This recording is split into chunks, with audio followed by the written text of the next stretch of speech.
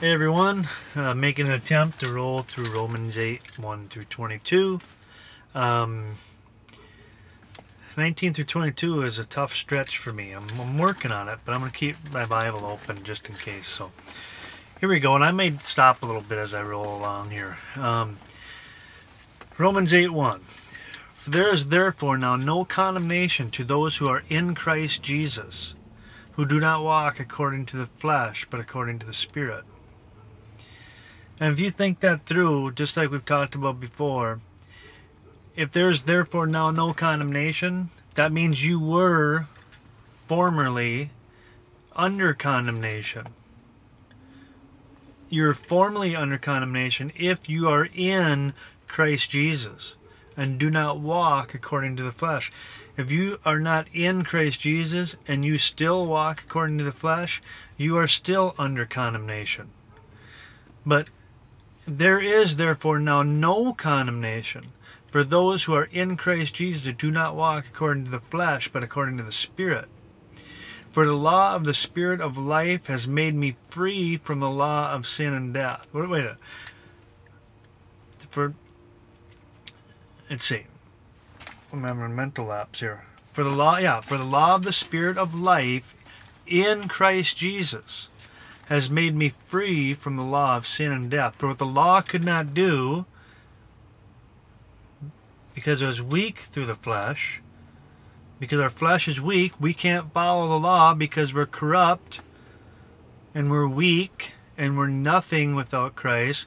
For what the law could not do, and that it was weak through the flesh, God did. God had a plan, and He did this. God did by sending His own Son, Jesus, sending His own Son in the likeness of sinful flesh. He took on all the sin, all the torment, all the brutality, all the humiliation, all of it.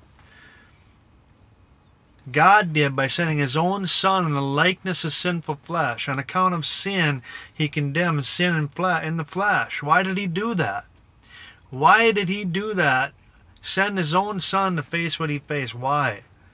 That the righteous requirement of the law might be fulfilled in us who do not walk according to the flesh, but according to the Spirit.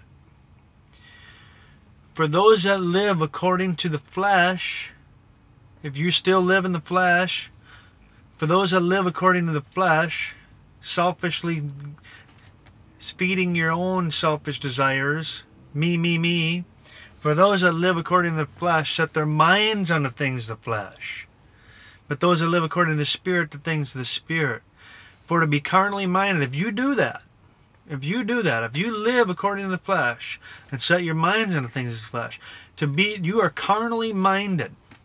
To be carnally minded is death, but to be spiritually minded is life and peace. Because the carnal mind is enmity against God. If you are in the flesh, and you are carnally minded and set your mind on things of the flesh, you are hostile to God. Because the carnal mind is hostile to God. For it is not subject, it does not yield, it does not submit, it does not surrender.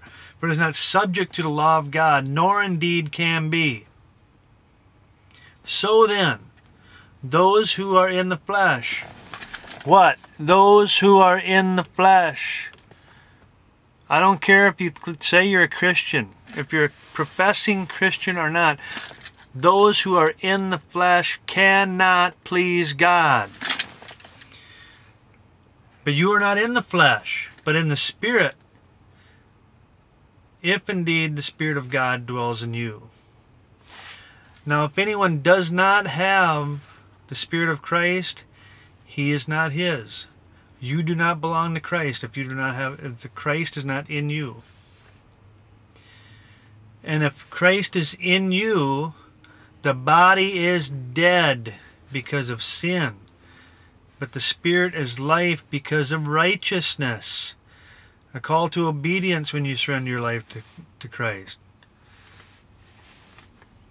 The Spirit is life because of righteousness, right? And number 10. But if the Spirit of Him who raised Jesus from the dead dwells in you,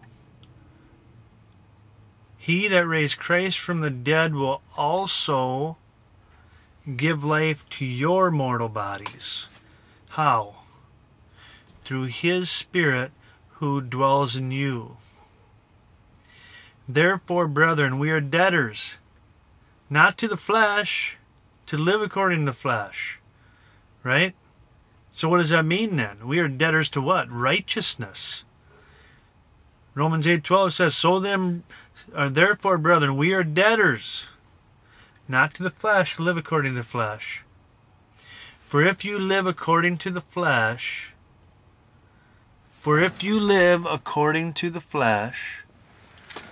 you will die. But if by the Spirit you put to death the deeds of the body, you will live. For as many as are led by the Spirit of God, these are the sons of God. For you are not given the spirit of bondage again to fear. Because we do that, right? I do that. I still fear sometimes. Sometimes I fear, Lord, am I in you? Am I in you? Am I walking in the Spirit? Are you in me? Am I living in the Spirit? Am I walking in the flesh? What am I doing?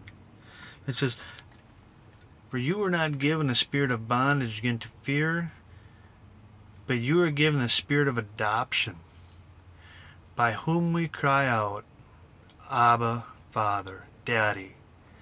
Think about that. Think of a kid in an orphanage waiting for somebody to love him. He finds out somebody wants him. Somebody's going to take you just like you are and bring you home. He's in anticipation of that. That's what it's like. We were given a spirit of adoption, by whom we cry out, Abba, Father. The Spirit Himself bears witness with our spirit that we are children of God. And if children, then heirs. Heirs of God and joint heirs with Christ. Isn't that amazingly crazy beyond words? Joint heirs with Christ. If we suffer with Him, what? Then we will also be glorified together. For I consider the sufferings of this present time not worthy to be compared, what? To the glory which shall be revealed in us. Is that right? That's 18? That's right. For the earnest expectation of the creation eagerly awaits the revealing of the sons of God. Isn't that amazing? Creation is awaiting to see who are really the sons of God. Who's faking it and who's for real. Their creation eagerly waits the revealing of the true sons of God.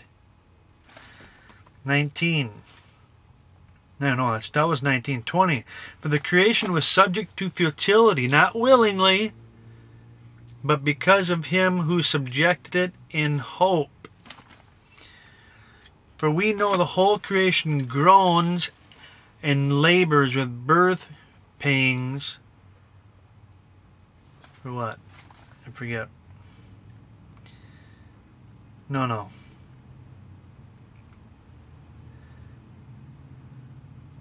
21. I'm on 21. Because the creation itself also will be delivered from the bondage of corruption out of the bondage of corruption, out of bondage of sin, wickedness, and corruption, into the liberty, the freedom that comes to the children of God. Liberty of the children of God. For we know the whole creation groans and labors with birth pangs together until now. God bless you all. We'll see you.